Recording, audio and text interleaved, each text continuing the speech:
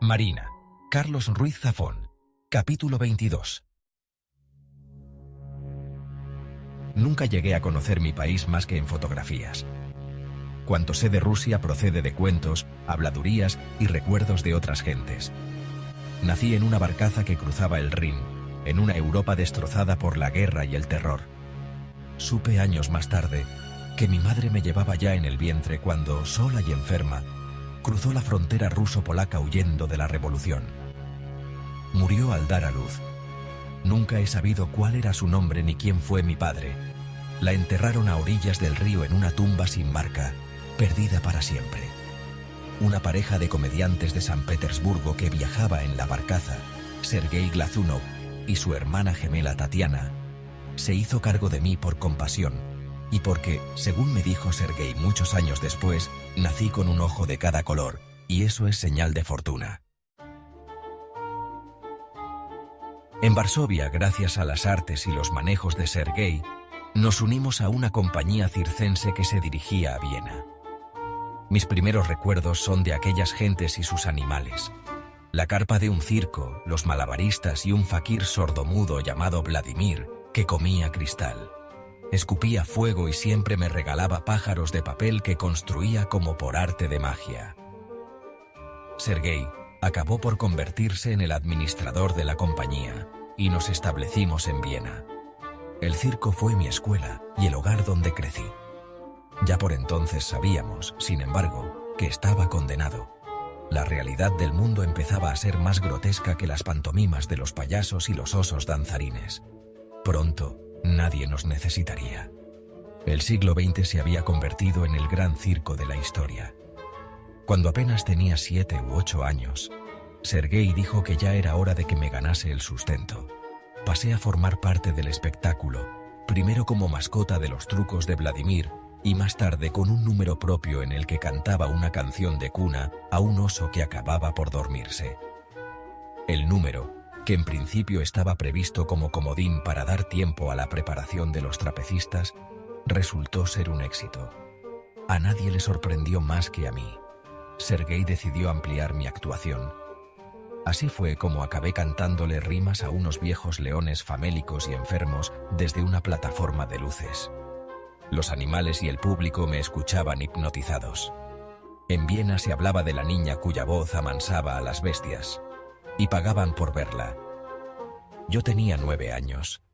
Sergei no tardó en comprender que ya no necesitaba el circo. La niña de los ojos de 2 colores había cumplido su promesa de fortuna. Formalizó los trámites para convertirse en mi tutor legal y anunció al resto de la compañía que nos íbamos a instalar por cuenta propia. Aludió al hecho de que un circo no era el lugar apropiado para criar a una niña. Cuando se descubrió que alguien había estado robando parte de la recaudación del circo durante años, Sergei y Tatiana acusaron a Vladimir, añadiendo además que se tomaba libertades ilícitas conmigo. Vladimir fue aprehendido por las autoridades y encarcelado, aunque nunca se encontró el dinero. Para celebrar su independencia, Sergei compró un coche de lujo, un vestuario de dandy y joyas para Tatiana. Nos trasladamos a una villa que Sergei había alquilado en los bosques de Viena. Nunca estuvo claro de dónde habían salido los fondos para pagar tanto lujo. Yo cantaba todas las tardes y noches en un teatro junto a la ópera, en un espectáculo titulado El Ángel de Moscú. Fui bautizada como Eva Irinova, una idea de Tatiana, que había sacado el nombre de un folletín por entregas que se publicaba con cierto éxito en la prensa. Aquel fue el primero de muchos otros montajes similares. A sugerencia de Tatiana, se me asignó un profesor de canto, un maestro de arte dramático y otro de danza. Cuando no estaba en un escenario, estaba ensayando. Sergei no me permitía tener amigos, salir de paseo, estar a solas ni leer libros. Es por tu bien, solía decir. Cuando mi cuerpo empezó a desarrollarse, Tatiana insistió en que yo debía tener una habitación para mí sola. Sergei accedió de mala gana, pero insistió en conservar la llave. A menudo volvía borracho a medianoche y trataba de entrar en mi habitación. La mayoría de las veces estaba tan ebrio que era incapaz de insertar la llave en la cerradura. Otras no. El aplauso de un público anónimo fue la única satisfacción que obtuve en aquellos años. Con el tiempo, llegué a necesitarlo más que el aire. Viajábamos con frecuencia. Mi éxito en Viena había llegado a oídos de los empresarios de París, Milán y Madrid. Sergei y Tatiana siempre me acompañaban. Por supuesto, nunca vi un céntimo de la recaudación de todos aquellos conciertos, ni sé qué se hizo del dinero. Sergei siempre tenía deudas y acreedores. La culpa, me acusaba amargamente, era mía. Todo se iba en cuidarme y en mantenerme. A cambio, yo era incapaz de agradecer todo lo que él y Tatiana habían hecho por mí. Sergei me enseñó a ver en mí a una chiquilla sucia, perezosa, ignorante y estúpida. Una pobre infeliz que nunca llegaría a hacer nada de valor, a quien nadie llegaría a querer o respetar. Pero nada de eso importaba porque, me susurraba Sergei al oído con su aliento de aguardiente, Tatiana y él siempre estarían allí para cuidar de mí y para protegerme del mundo. El día en que cumplí 16 años, descubrí que me odiaba a mí misma y apenas podía tolerar mi imagen en el espejo. Dejé de comer. Mi cuerpo me repugnaba y trataba de ocultarlo bajo ropas sucias y harapientas. Un día encontré en la basura una vieja cuchilla de afeitar de Sergei. La llevé a mi habitación y adquirí la costumbre a hacerme cortes en las manos y en los brazos con ella, para castigarme. Tatiana me curaba en silencio todas las noches. 2 años más tarde, en Venecia, un conde que me había visto actuar me propuso matrimonio. Aquella misma noche, al enterarse, Sergei me dio una paliza brutal. Me partió los labios a golpes y me rompió 2 costillas. Tatiana y la policía le contuvieron. Abandoné Venecia en una ambulancia. Volvimos a Viena, pero los problemas financieros de Sergei eran acuciantes. Recibíamos amenazas. Una noche unos desconocidos prendieron fuego a la casa mientras dormíamos. Semanas antes, Sergei había recibido una oferta de un empresario de Madrid para quien yo había actuado con éxito tiempo atrás. Daniel Mestres, que así se llamaba, había adquirido un interés mayoritario en el viejo Teatro Real de Barcelona y quería estrenar la temporada conmigo. Así pues, prácticamente huyendo de madrugada, hicimos las maletas y partimos rumbo a Barcelona con lo puesto. Yo iba a cumplir 19 años y rogaba al cielo no llegar a cumplir los 20. Hacía ya tiempo que pensaba en quitarme la vida. Nada me aferraba a este mundo. Estaba muerta desde hacía tiempo, pero ahora me daba cuenta. Fue entonces cuando conocí a Mijaíl Kolbenik. Llevábamos unas cuantas semanas en el Teatro Real. En la compañía se rumoreaba que cierto caballero acudía todas las noches al mismo palco para oírme cantar. Por aquella época circulaban en Barcelona toda clase de historias acerca de Mijaíl Kolbenik. Cómo había hecho su fortuna, su vida personal y su identidad, plagada de misterios y enigmas. Su leyenda le precedía. Una noche, intrigada por aquel extraño personaje, decidí hacerle llegar una invitación para que me visitase en mi camerino después de la función. Era casi medianoche cuando Mijaíl Kolbenik llamó a mi puerta. Tantas murmuraciones me habían hecho esperar a un tipo amenazador y arrogante. Mi primera impresión, sin embargo, fue que se trataba de un hombre tímido y reservado. Vestía de oscuro, con sencillez y sin más adornos que un pequeño broche que lucía en la solapa.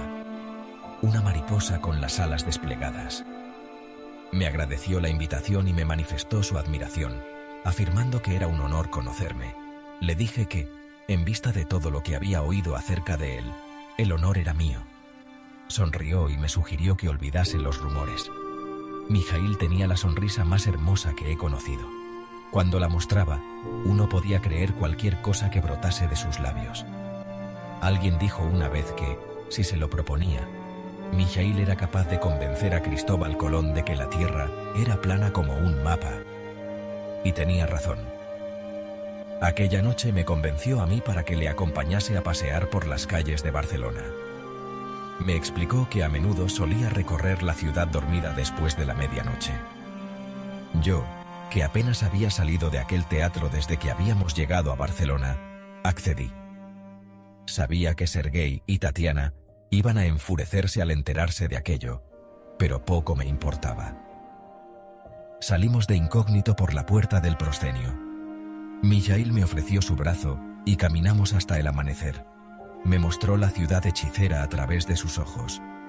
Me habló de sus misterios, sus rincones encantados y el espíritu que vivía en aquellas calles.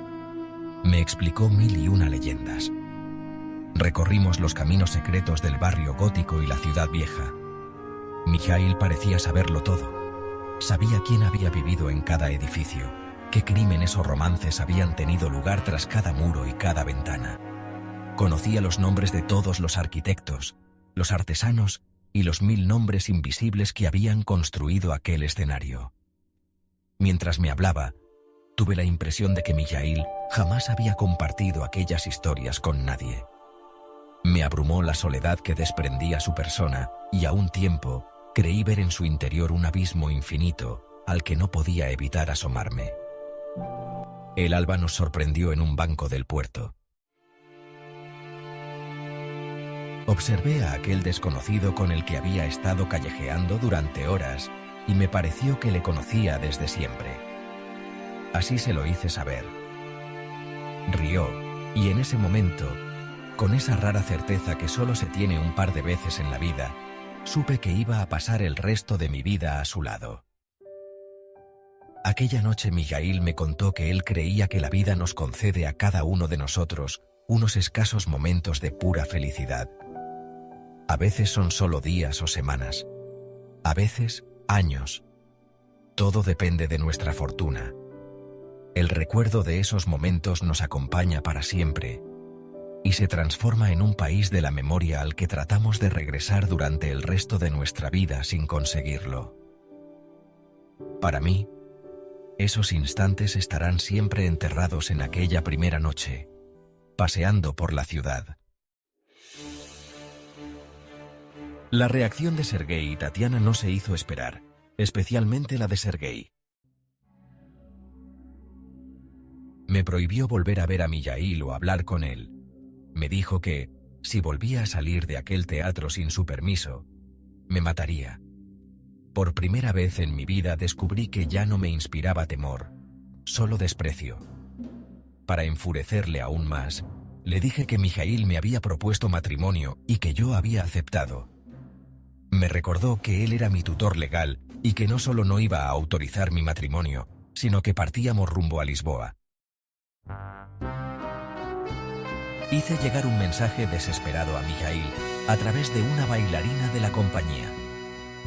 Aquella noche, antes de la función, Mijaíl acudió al teatro con 2 de sus abogados para entrevistarse con Sergei. Mijaíl le anunció que había firmado un contrato aquella misma tarde con el empresario del Teatro Real que le convertía en el nuevo propietario. Desde aquel momento, él y Tatiana estaban despedidos. Le mostró un dossier de documentos y pruebas acerca de las actividades ilegales de Sergei en Viena, Varsovia y Barcelona. Material más que suficiente para meterle entre rejas por 15 o 20 años. A ello añadió un cheque por una cifra superior a cuanto Sergei podía obtener de sus trapicheos y mezquindades el resto de su existencia. La alternativa era la siguiente. Si en un plazo no superior a 48 horas él y Tatiana abandonaban para siempre Barcelona y se comprometían a no volver a ponerse en contacto conmigo por medio alguno, podían llevarse el dossier y el cheque. Si se negaban a cooperar, aquel dossier iría a parar a manos de la policía, acompañado del cheque a modo de aliciente para engrasar la maquinaria de la justicia. Sergei enloqueció de furia. Gritó como un demente que nunca se iba a desprender de mí, que tendría que pasar por encima de su cadáver si pretendía salirse con la suya. Mijaíl le sonrió y se despidió de él. Aquella noche Tatiana y Sergei acudieron a entrevistarse con un extraño individuo que se ofrecía como asesino a sueldo. Al salir de allí, Unos disparos anónimos desde un carruaje estuvieron a punto de acabar con ellos. Los diarios publicaron la noticia, alegando varias hipótesis para justificar el ataque. Al día siguiente, Sergei aceptó el cheque de Mijaíl y desapareció de la ciudad con Tatiana, sin despedirse.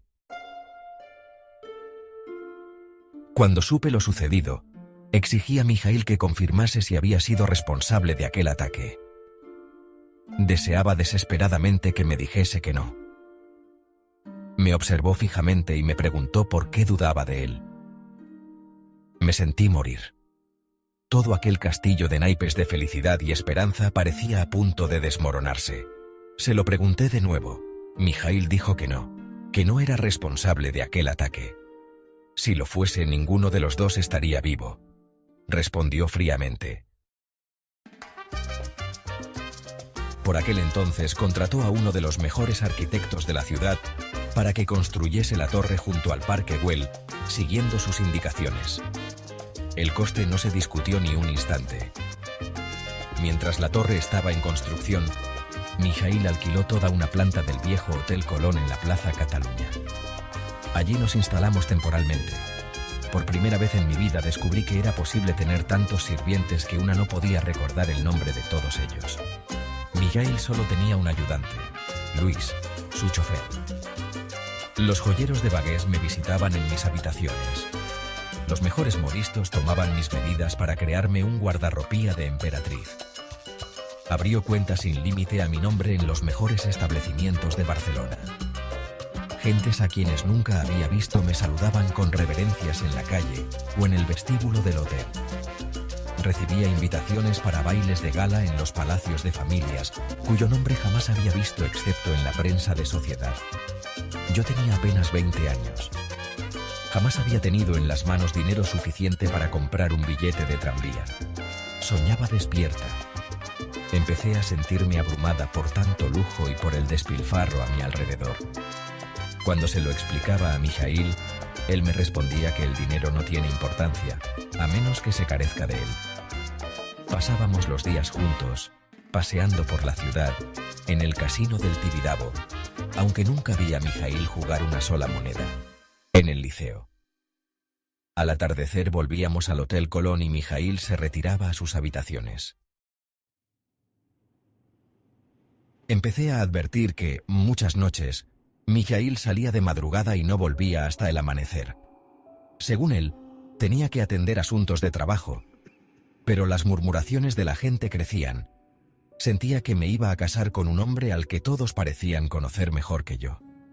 Oía a las criadas hablar a mis espaldas. Veía a la gente examinarme con lupa tras su sonrisa hipócrita en la calle. Lentamente, me fui transformando en prisionera de mis propias sospechas. Y una idea empezó a martirizarme. Todo aquel lujo, aquel derroche material a mi alrededor me hacía sentir como una pieza más del mobiliario. Un capricho más de Mijaíl. Él podía comprarlo todo. El Teatro Real, a Sergei, automóviles, joyas, palacios. Y a mí, ardía de ansiedad al verle partir cada noche de madrugada, convencida de que corría a los brazos de otra mujer. Una noche decidí seguirle y acabar con aquella charada. Sus pasos me guiaron hasta el viejo taller de la Velo Granel, junto al mercado del Born. Mijaíl había acudido solo. Tuve que colarme por una diminuta ventana en un callejón. El interior de la fábrica me pareció un escenario de pesadilla. Cientos de pies, manos, brazos, piernas, ojos de cristal flotaban en las naves. Piezas de repuesto para una humanidad rota y miserable. Recorrí aquel lugar hasta llegar a una gran sala a oscuras ocupada por enormes tanques de cristal, en cuyo interior flotaban siluetas indefinidas. En el centro de la sala, en la penumbra, Mijaíl me observaba desde una silla, fumando un cigarro. «No deberías haberme seguido», dijo sin ira en la voz. Argumenté que no podía casarme con un hombre del cual solo había visto una mitad, un hombre de quien solo conocía sus días y no sus noches.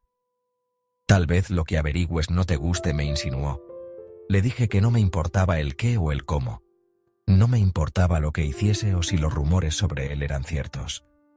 Solo quería formar parte de su vida por completo, sin sombras, sin secretos. Asintió y supe lo que aquello significaba, cruzar un umbral sin retorno. Cuando Mijaíl encendió las luces de la sala, desperté de mi sueño de aquellas semanas. Estaba en el infierno. Los tanques de formol contenían cadáveres que giraban en un macabro ballet. Sobre una mesa metálica yacía el cuerpo desnudo de una mujer diseccionada desde el vientre a la garganta. Los brazos estaban extendidos en cruz, y advertí que las articulaciones de sus brazos y sus manos eran piezas de madera y metal.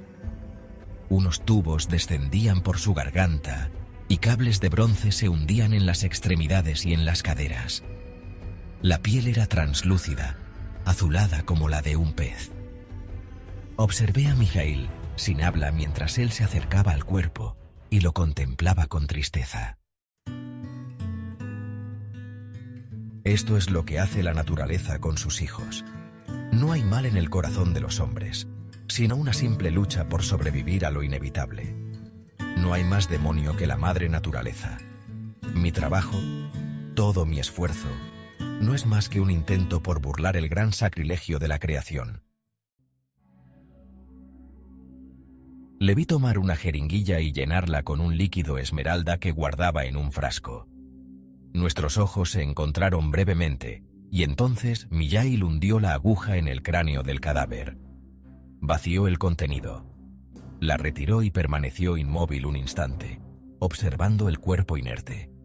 Segundos más tarde sentí que se me helaba la sangre. Las pestañas de uno de los párpados estaban temblando.